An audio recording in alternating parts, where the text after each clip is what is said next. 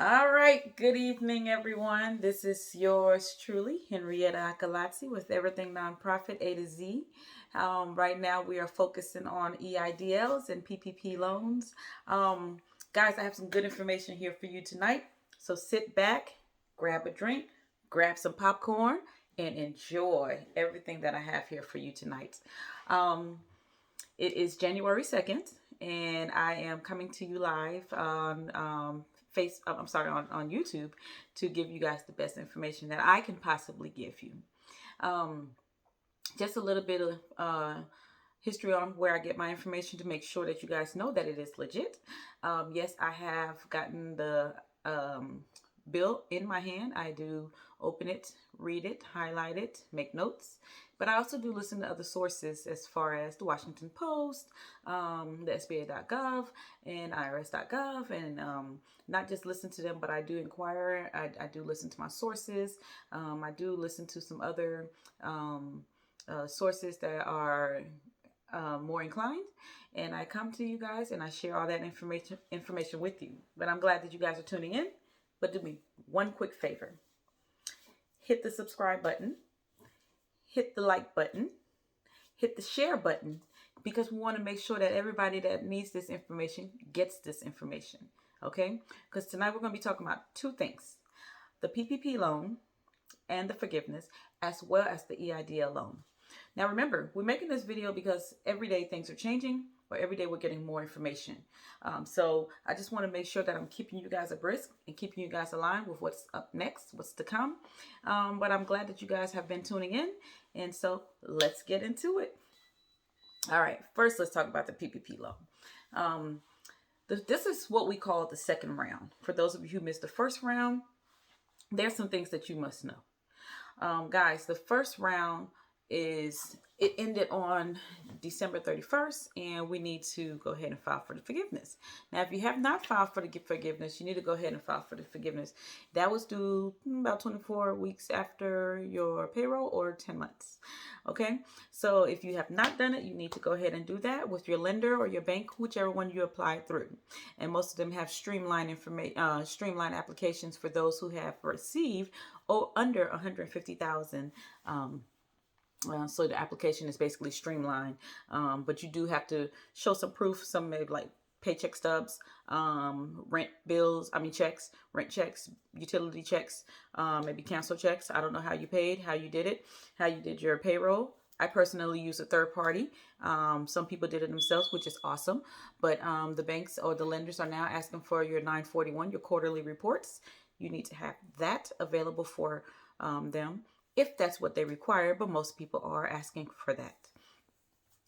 Cancel checks. If you use Cash App or PayPal to pay your employees, just pull your records, because most of those places have records that you can actually print out, pull, and attach to your application. Okay, there's no right way to do it. There's no wrong way to do it. What matters is that you did it. That's what's important. Okay, guys? All right, let's see here. Now, your second round of the PPP loans, some of the same stipulations apply, and a lot of them have changed. Now, you have to have 300, or excuse me, guys, I dropped my paper. You have to have 300. Yes, I need a paper because I need an agenda, because I'll start talking all over the place, and I'll talk a long time. You guys will fall asleep in my video. So, trying to keep you awake, but you have to have 300 or less employees. That way, they know that you are a micro business, which is a criteria for the PPP loan. 25% of the minimum reduction in gross receipts from quarter 2019, any quarter in 2019, compared to any quarter in 2020. So if in quarter two, you saw the 25% reduction for my gross receipts, then you will be able to show that same quarter in 2020 with that reduction. Okay, so if I was making money in 2019, even if it's $1,000 more in 2020, if I'm making less, then that lets the bank know, or the SBA know, or the IRS know that I have been impacted. Okay, so again, if I was doing poorly in 2020 because of the COVID in quarter two, but in 2019 I was doing somewhat good, guess what? that qualifies as 25% reduction in my gross receipts. And that's a qualification for the PPP loan. All right. If you guys didn't understand it, let me run it by you one more time. If you were making money in any quarter in 2019, okay, and in 2020, in that same quarter in 2020, so if you're doing quarter three in 2019, then compare to quarter three in 2020. You have to do your comparison. That shows a 25% gross receipt reduction, then you can qualify for the PPP loan. But the great thing about that is you can get up to 140% of the original PPP loan that you got if this is your second time.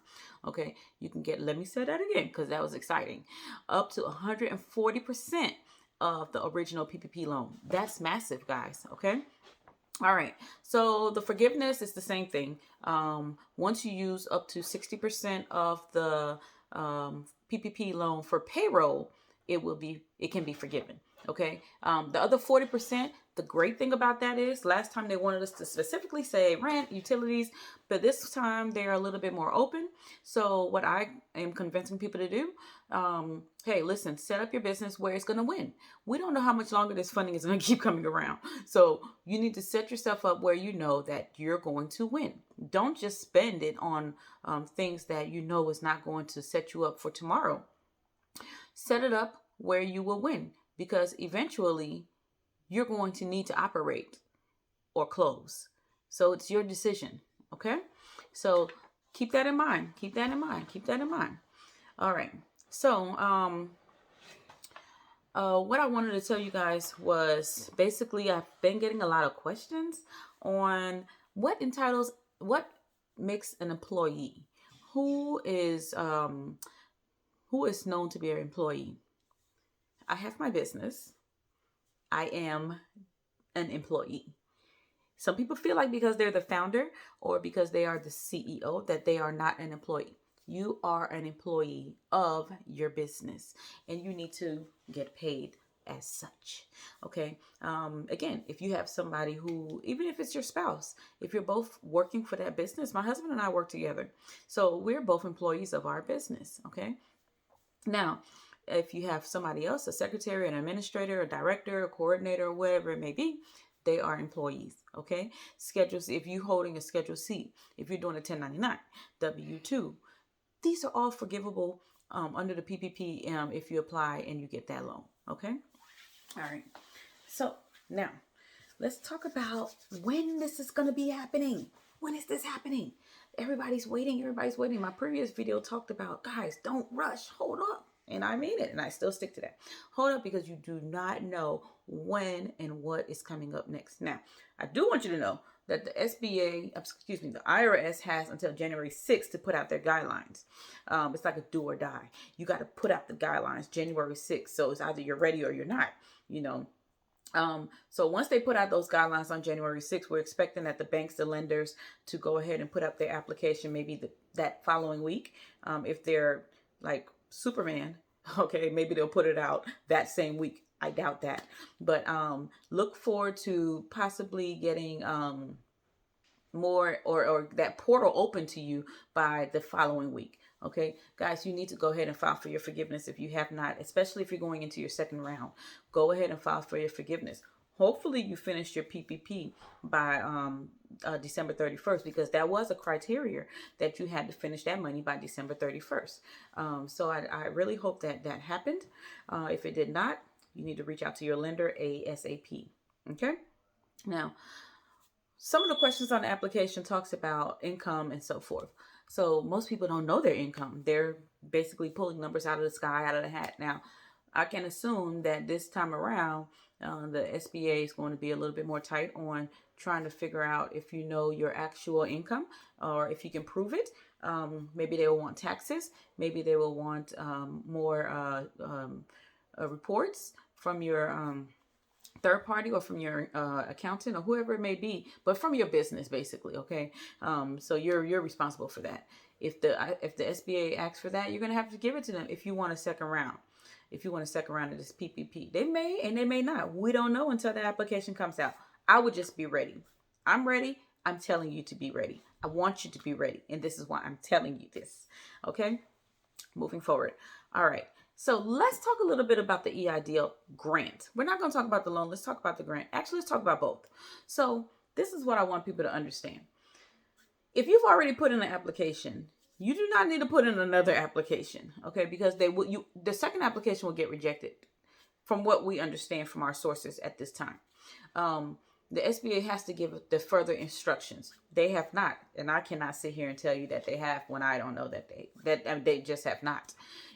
Again, they have until January 6th to hear from the IRS on how they're going to go about this. But I want you to know, if you've put in an application already, do not rush to put in another application, especially for the grant, because several things here. Number one, most people do not even remember the information that they put on the first application. Okay, that's the first thing. You did not get a copy of that. The second thing is, excuse me. The second thing is, you're already in the system. You do not need to put another application in and confuse the SBA. Okay, you're already in the system. So let's wait for further instructions. It could come in the form of an email. It could come in the form of a separate application in their portal. But we're already in the system. So let's wait and see what they say. Now, if you're not in the system, you have to prove yourself. Big time. You have to show that you're in a low income community. You have to show your business has been impacted by COVID. You have to show possibly your taxes. So if you're saying that you braid hair, I hope this is something that you've claimed on your taxes. If you're an Uber driver, I hope it's something that you've claimed on your taxes. You can do a lot of things. You can get a letter from Uber stating that you've been an Uber driver since 2017, whatever it may be. Notarize it, get it notarized, and when the SBA comes around, guess what? You will already have that information ready. But don't wait for them to ask. These are things that you should really have. So what I'm saying here is be prepared, because they are going to be fighting fraud. There was a lot of fraud the first time around. So, a lot. And I told people, be careful. You don't know. This is the government. This is government money. You don't want to play around and lie about these things. However, I don't run the world. People did what they wanted to do. I did not advise them to do such. Okay? So, with that being said, be legit. Okay. Sometimes the SB, I've heard a lot of them saying that they want to run a Google check on you. I'm like, that's crazy. But because it takes like $4 and some change to put your name in Google. But anyway, don't learn bad things from me. However, it's still not the right thing to do. Don't do it, because if they catch you, they might ask for your taxes, and they'll have you going around in this ring around circle, and you'll be annoyed and you'll give up, and it'll drive you crazy. If you are a legit business, this is what I'm saying.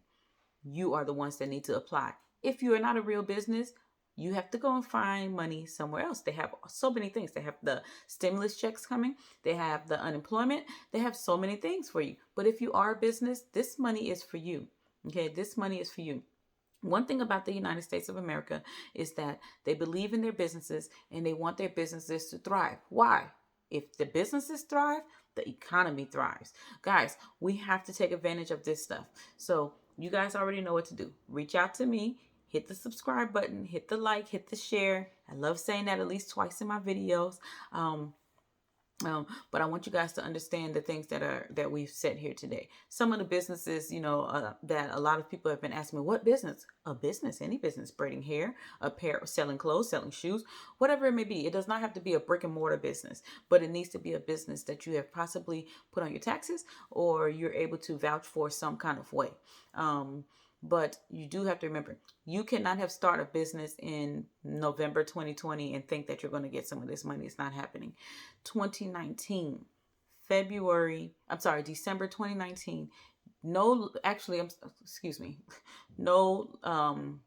Later than February 15, 2020, your business had to have been registered and you had to have been in business.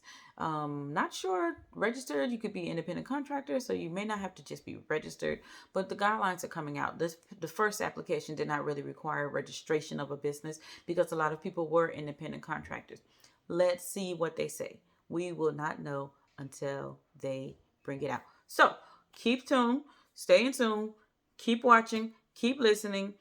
From firm believer in go to different sources, hear different things, but definitely tune into me because I'm going to tell you a lot of things that a lot of people might not tell you in under 15 minutes. Okay, guys? All right. So, again, Happy New Year. Talk to you guys later. Take care. Bye.